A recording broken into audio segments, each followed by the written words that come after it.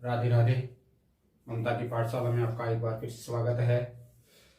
हम कार्बन का टॉपिक पढ़ रहे थे और कार्बन का जो है उसमें अपर रूप तक पिछली कक्षा हमने पढ़ लिया था और अपर रूप में स्टार्ट कर दिए थे कार्बन के क्रिस्टलीय अपर रूप। और क्रिस्टलीय जो अपर रूप है उसमें हमने हीरे की संरचना और उसके उपयोग के बारे में पढ़ लिया था। अब क्रिस्टलीय अपर रूप में जो दूसरा अपर रूप है कार्बन का वो है ग्रेफाइट। आज पढ़ेंगे हम ग्रेफाइट की संरचना के बारे में और ग्रेफाइट के उपयोग के बारे में, फिर फुलरिन और फुलरिन के उपयोग। तो आज दूसरा है अपर रूप ग्रेफाइट।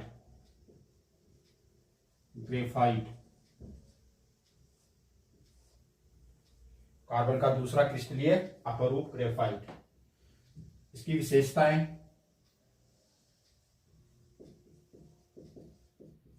विशेषताओं में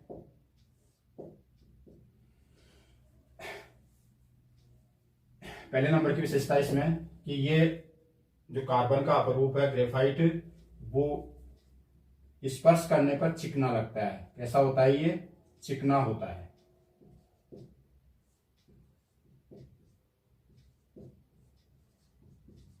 कैसा होता है? ये स्पर्श करने पर चिकना होता है। इसकी संरचना जो है वो परत संरचना होती है, या ये कह सकते हैं कि इसमें परत संरचना पाई जाती है।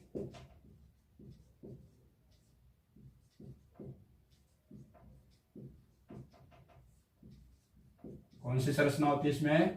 परत संरचना होती है। ग्रेफाइट जो है उसमें परत संरचना होती है। फिर है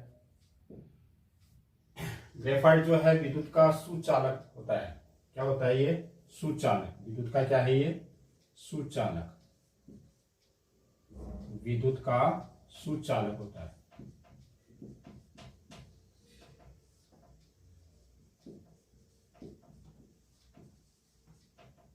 अब है कि विद्युत का सुचालक क्यों होता है ये? क्योंकि इसमें जो कार्बन है 3 अन्य कार्बन परमाणु से जुड़ा होता है। कार्बन की संरचना पढ़ी थी आपने कि कार्बन में 4 बंध होते हैं, चतुसंयोजी होता है ये।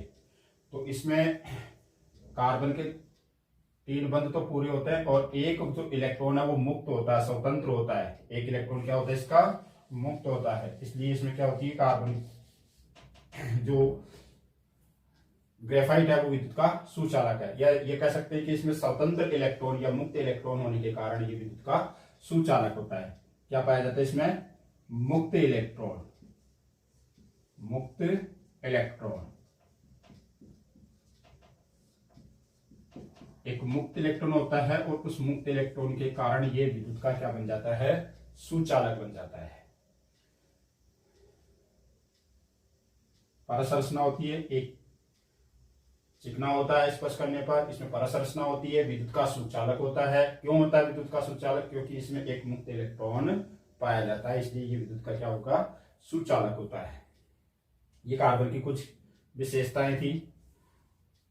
अब कार्बन की जो संरचना है वो ग्रेफाइट जो संरचना है उसकी परत संरचना किस प्रकार बनती है वो देखते हैं। इसमें होती है परत संरचना, एक के ऊपर एक परत पाई जाएगी। तो इसकी संरचना जैसे हीरे की बनाई थी,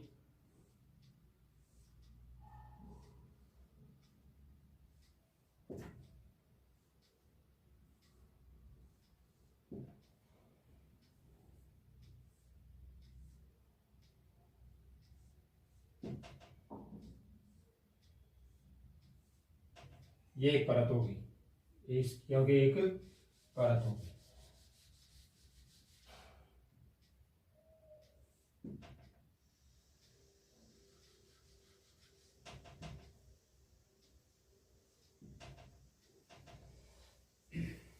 एक परत, फिर उसके नीचे दूसरी परत, फिर तीसरी परत, ऐसे परत संरचना होती है इसमें। जैसे ऊपर बनाई वैसे ही नीचे इसकी परत संरचना।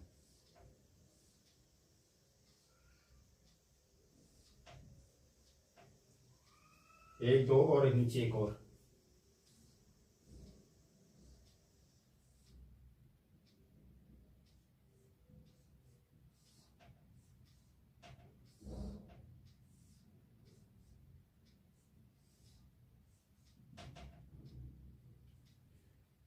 एक के ऊपर एक परत, ये क्या होती है इसकी परत संरचना।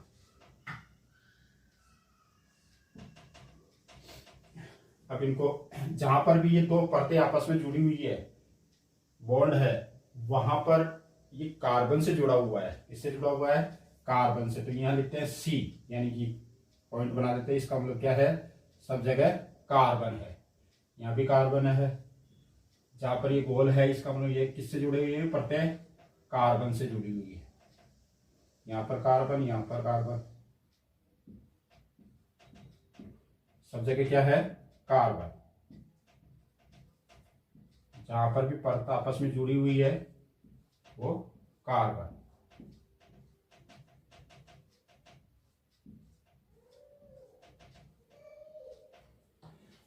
एक के ऊपर एक परत, और ये परतें आपस में जुड़ी होती है, स्पर्श करने पर ये चिकनी होती है।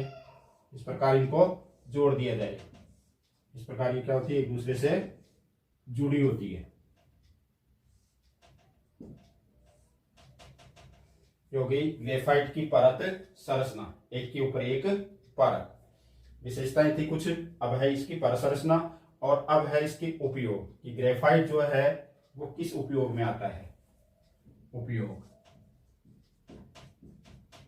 जैसे हीरे के पढ़े थे आपने दो उपयोग, एक तो कांच और चट्टान काटने में, और एक आभूषण बनाने में, गहने बनाने में। इसी प्रकार ग्रेफाइट के भी कुछ उपयोग है, जैसे स्नेहक सेल में या शुष्क सेल में, शुष्क सेल में, शुष्क सेल में, या स्नेहक बनाने में, क्या बनाने में, स्नेहक के रूप में, स्नेहक बनाने में। सेल के अंदर जो रॉड होती है ब्लैक कलर की, वो कार्बन की बनी होती है, और कार्बन का भी कौन सा रूप, ग्रेफाइट का बना होता है। दूसरा इसका उपयोग है, जो पेंसिल होती है, पेंसिल के अंदर जो लेड होता है, पेंसिल लेड बनाने में, पेंसिल लेड, पेंसिल लेड बनाने में। दूसरा उपयोग इसका पेंसिल लेड बनाने में। ये मुख्यतः दो प्रकार से काम में लिया जाता है, शुष्क स्नेहक के रूप में, शुष्क सेल बनाने में, और पेंसिल लेड बनाने में। तो ये तो आपकी ग्रेफाइट, ग्रेफाइट की विशेषताएं बता दी कुछ। ग्रेफाइट जो है स्पर्श करने पर चिकना लगता है। कैसा होता है, स्पर्श करेंगे तो चिकना। जैसे पेंसिल लेड है, शुष्क स्नेहक की जो रोड है वो भी क्या लगेगी, स्पर्श करने पर चिकनी लगेगी। और परत संरचना पाई जाती है, एक के ऊपर एक परत पाई जाती है। फिर है विद्युत का सुचालक। अब विद्युत का सुचालक इसीलिए इसको किसमें काम में ले रहे हैं, सेल के अंदर काम में ले रहे हैं। तो विद्युत का क्या होता है, ये सुचालक है। अब इसका क्वेश्चन बनता है कि विद्युत का सुचालक क्यों होता है। कारण है कि इसमें एक मुक्त इलेक्ट्रॉन, कार्बन की जो परत संरचना है इसमें, इसके अंदर एक मुक्त इलेक्ट्रॉन पाया जाता है। मुक्त इलेक्ट्रॉन पाए जाने के कारण इसमें विद्युत का सुचालन हो जाता है, यानी कि विद्युत का प्रवाह आसानी से हो जाता है। तो ये थी ग्रेफाइट की संरचना और उसका उपयोग। अब तीसरा जो अपरूप है, क्रिस्टलीय अपरूप में तीसरा जो भाग है वह है फुलरीन। ये तो था ग्रेफाइट, पहले वो कहता है हीरा, और अब है फुलरीन, तीसरा अपरूप।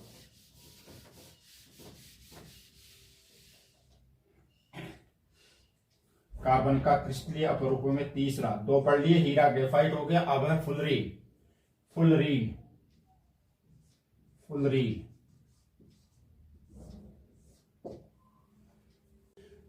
अगला तीसरा है आपके फुलरीन। कार्बन का तीसरा क्रिस्टलीय अपरूप है फुलरीन। सबसे पहले इसकी विशेषताएं, फुलरीन की विशेषताएं, फुलरीन की विशेषताएं, कुछ विशेषताएं हैं। जैसे इसकी संरचना कैसी होती है, जैसे सब में संरचना के बारे में पढ़ा है, तो इसकी जो संरचना है गोल गुंबद के समान होती है। इसकी संरचना गोल गुंबद, गोल गुंबद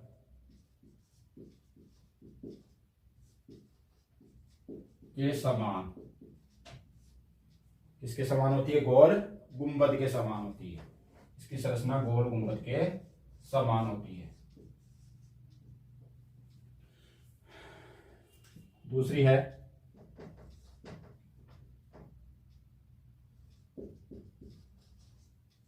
इसकी संरचना। एक तो गोल गुंबद है, गोल गुंबद के साथ साथ ये जो फुटबॉल है उसके समान लगती है। इसके समान लगती है, फुटबॉल के समान, इसलिए इसको कहते हैं बकी बॉल।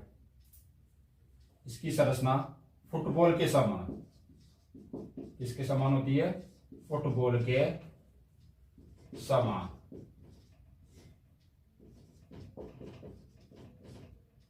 इसकी संरचना फुटबॉल के समान होने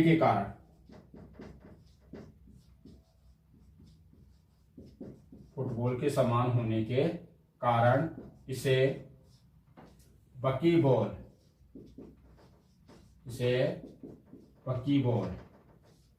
कौन सा बॉल? बकी बॉल भी कहते हैं। इसकी संरचना फुटबॉल के समान होने के कारण क्या कहते हैं? इसको बकी बॉल भी कहते हैं। इसे बकी बॉल भी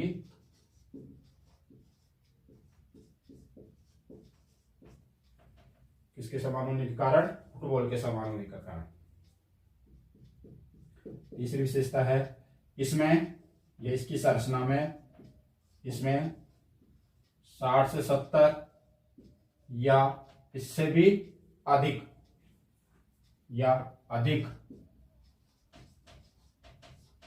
60 से 70 या इससे भी अधिक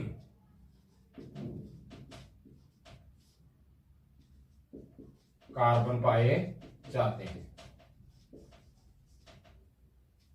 60 से अधिक कार्बन पाए जाते हैं, जिसमें कार्बन की संख्या या 60 कार्बन परमाणु वाला, 60 कार्बन वाला फ्लोरीन, 60 कार्बन वाला फ्लोरीन सर्वाधिक स्थायी होता है। सर्वाधिक क्या होता है? स्थायी होता है। यानी कि कार्बन की संख्या कितनी होगी? 60 या 60 से अधिक, 70 से भी अधिक, लेकिन जिसमें कार्बन की संख्या कितनी होगी? 60, वो क्या होगा? सर्वाधिक स्थायी होता है। क्या होगा? सर्वाधिक स्थायी। अब इसका नामकरण क्या है? नाम क्या है? फ्लोरीन। अब फ्लोरीन क्यों रखा गया? क्योंकि एक अमेरिकी वैज्ञानिक थे बकमिंस्टर फुलर, उसके नाम पर बकमिंस्टर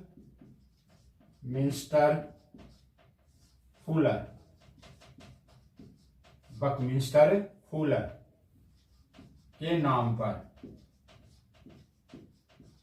बकमिंस्टर फुलर के नाम पर इसका नाम, बकमिंस्टर फुलर के नाम पर इसका नाम फ्लोरीन रखा गया। क्या रखा गया? फ्लोरीन। ये फ्लोरीन की कुछ विशेषताएं थी। इसकी संरचना गोल गुंबद के समान होती है, इसकी संरचना फुटबॉल के समान होती है, इसलिए फुटबॉल के समान संरचना होने के कारण इसका नाम क्या रखा गया? या इसे बकी बॉल भी कहते हैं। इसमें 60-70 या 60-70 से भी अधिक कार्बन पाए जाते हैं, और जिस फ्लोरीन के अंदर कार्बन की संख्या 60 होती है, कितनी होती है? 60, वो सर्वाधिक स्थायी फ्लोरीन होता है। और इसका नाम फ्लोरीन रखा गया किसके नाम पर?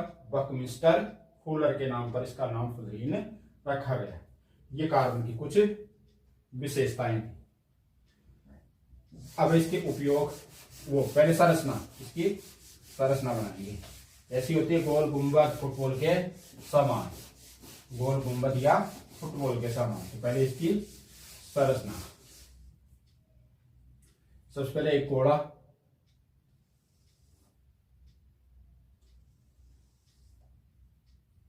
बनाएंगे एक घोड़ा, क्योंकि गोल गुंबद होती है इसकी संरचना, तो गुंबद के समान बनाएंगे इसकी संरचना।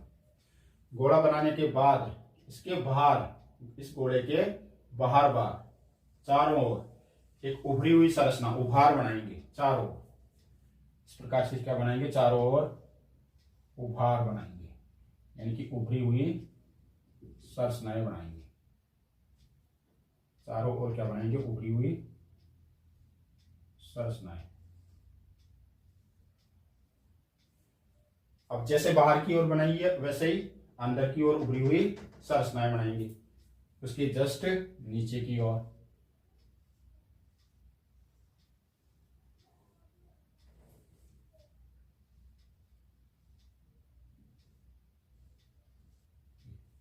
अब ये जो बीच वाला है खाली घोड़े के बीच के अंदर हीरे बढ़ने हैं। क्या बनना है? हीरे। हीरे की संरचना बनाएंगे।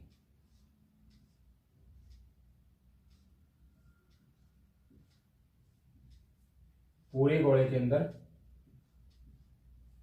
हीरे।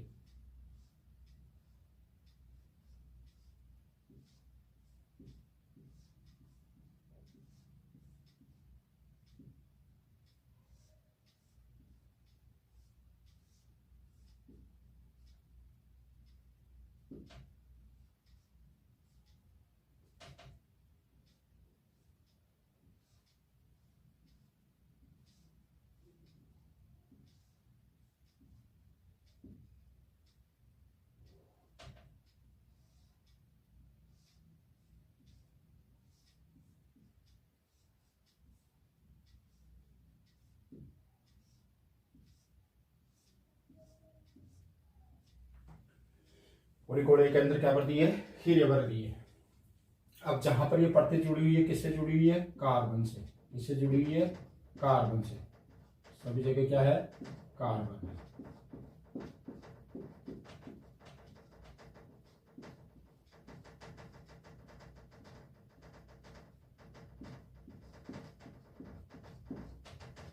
ये हो गई फुलरिंग की संरचना।